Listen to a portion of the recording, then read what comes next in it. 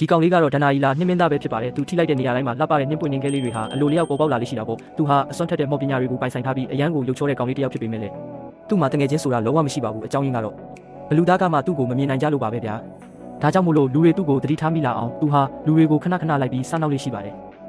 လူတယောက်ယောက်ရေတောက်မယ်လို့ရင်ရေကိုခဲပစ်လိုက်တာမျိုးတယောက်ယောက်ကငါးလေးတွေကိုအိမ်မွေးတိရစ္ဆာန်အဖြစ်မွေးထားရင်အဲ့ဒီငါးတွေကိုရေခဲတုံးကြီးဖြစ်အောင်လုပ်ပစ်လိုက်တာမျိုးပေါ့ចောင်းသားတွေနှင်းခဲတွေနဲ့ပေါက်တန်းကစားတဲ့အခါမှာလဲသူကနှင်းလုံးတွေကိုမာကျောတဲ့ရေခဲလုံးတွေဖြစ်အောင်ပြောင်းလဲပစ်တတ်ပါသေးတယ်ဒါပေမဲ့သူဘလောက်ပဲစူးစမ်း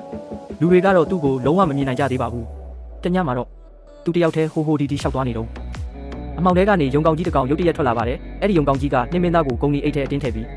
မော်တကားလေးကိုလှမ်းပစ်ချလိုက်ပါတော့တယ်သူဟာထူးဆန်းဆန်းကျဲတဲ့နေရာတစ်ခုကိုရောက်ရှိသွားပြီးအိတ်ထဲကနေခိုးလူနဲ့တွားသွားပြီးထွက်လာခဲ့ရတာပေါ့တကယ်တော့သူ့ကိုဖမ်းခေါ်လာတဲ့သူကတော့ဒနာရီလာဆန်နာကလော့စကြီးဖြစ်နေပါတယ်ဆန်နာကလော့စကြီးကအဲ့ဒီနေရာမှာရှိနေတဲ့သူတွေနဲ့မင်းသားကိုစတင်မိတ်ဆက်ပေးတာပေါ့တွားနဲ့သမီးလေးကလေးတွေရဲ့ငယ်သွားလေးတွေကျွတ်တဲ့အခါခေါင်းအောက်မှာထားခဲ့ရင်သူမကညဘက်မှာအဲ့ဒီသွားလေးတွေကိုတိတ်တဆိတ်လာယူပြီးကန်ကောင်းချင်းတွေစောင့်ချင်းပေးမဲ့ဒင်းကားပြားလေးတွေနဲ့လဲပေးတဲ့သူပေါ့ဂျွန်ဒီဝါတုတ်ကောင်လေးကတော့ညတိုင်းကလေးတွေစီကိုလှပတဲ့အိမ်မက်ချူလေးတွေဖန်တီးပေးရတဲ့သူဖြစ်ပါတယ်ယုံကြီးသူကတော့နာမည်ကျော်အီစတာယုံကြီးပဲဖြစ်ပါတယ်သူတို့အားလုံးစုပေါင်းပြီးတော့ကလေးတွေရဲ့ဒဏ္ဍာရီပုံမြင်တွေပေါ်ယုံကြည်မှုကိုကာကွယ်စောင့်ရှောက်ပေးရတဲ့အဆောင်ရှောက်များမဟာမိတ်အဖွဲ့ကိုဖွဲ့စည်းထားကြတာပါသူတို့နှင်းမင်းသားကိုဒီနေရာကိုခေါ်လာရတဲ့အကြောင်းရင်းကတော့သူ့ရဲ့အကူအညီကိုလိုချင်လို့ပါပဲလွန်ခဲ့တဲ့ရက်ပိုင်းကတည်းကကမ္ဘာမြေကြီးဟာသေရေးရှင်ရေး crisis အနေနဲ့ကြီးနဲ့ရင်ဆိုင်ခဲ့ရပါတယ်အရေးအတွက်မရှိနိုင်တဲ့မှောက်မိုက်တဲ့အရာဝတ္ထုတွေဟာတစ်ကမ္ဘာလုံးကိုလွှမ်းခြုံသွားခဲ့တာပေါ့ရုတ်တရက်အဲ့ဒီအရာတွေဟာပောက်ကွဲထွက်သွားပြီးကြောက်စရာကောင်းတဲ့အရေးမဲကြီးအဖြစ်ပေါင်းစည်းသွားခဲ့ပါတယ်ဆန်တာကလော့ကြီးလည်းချက်ချင်းပဲအရေးပေါ်ခလုတ်ကိုနှိပ်လိုက်ရတာပေါ့အဲ့ဒီကြောက်စရာကောင်းတဲ့အရေးမဲကြီးကတော့တခြားသူမဟုတ်ပါဘူးအိမ်မက်ဆိုဘရင်ကြီးပဲဖြစ်ပါတယ်သူတို့တွေနှင်းမင်းသားကိုဒီကိုခေါ်လာတာဟာအဆောင်ရှောက်များမဟာမိတ်အဖွဲ့တွေဝင်ရောက်ပြီးအိမ်မက်ဆိုဘရင်ကြီးကိုအတူတူတိုက်ထုတ်ဖို့ဖိတ်ခေါ်ခြင်းလို့ပါပဲအစပိုင်းမှာတော့နှင်းမင်းသားကဒါဟာသူ့အလုံးမဟုတ်ဘူးလို့ခံစားရတာကြောင့်ညှင်းပယ်ခဲ့ပါတယ်ဒါပေမဲ့လည်းပထမဆုံးအကြက်တဲကြီးကချက်ချင်းပောက်ကွဲထွက်လာခဲ့ပါတယ်အိမ်မက်ဆိုဘရင်ကြီးဟာတွားနဲ့သမီးလေးရဲ့နန်းတော်ထဲကိုတိတ်တဆိတ်ကျူးကျော်ဝင်ရောက်သွားခဲ့တာပါသူဟာတွားနဲ့သမီးလေးတွေအားလုံးကိုဖမ်းဆီးသွားရုံနဲ့မကပဲကလေးတွေရဲ့ငယ်သွားလေးတွေအားလုံးကိုပါခိုးယူသွားခဲ့ပါတယ်အကယ်၍သာဒီလိုသာဖြစ်သွားရင်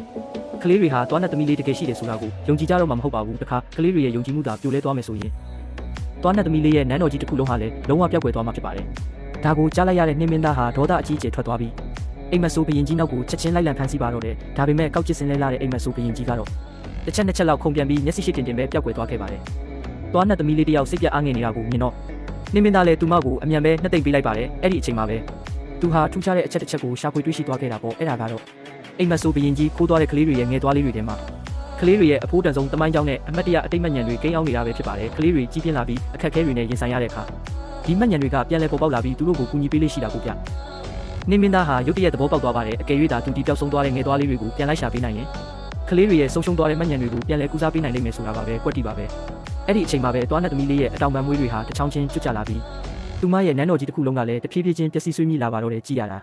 ကဘာပေါ်ကကလေးတွေဟာသူမအပေါ်မှာယုံကြည်မှုတွေစတင်ပျောက်ဆုံးကုန်ကြပြီထင်ပါရဲ့ဗျာ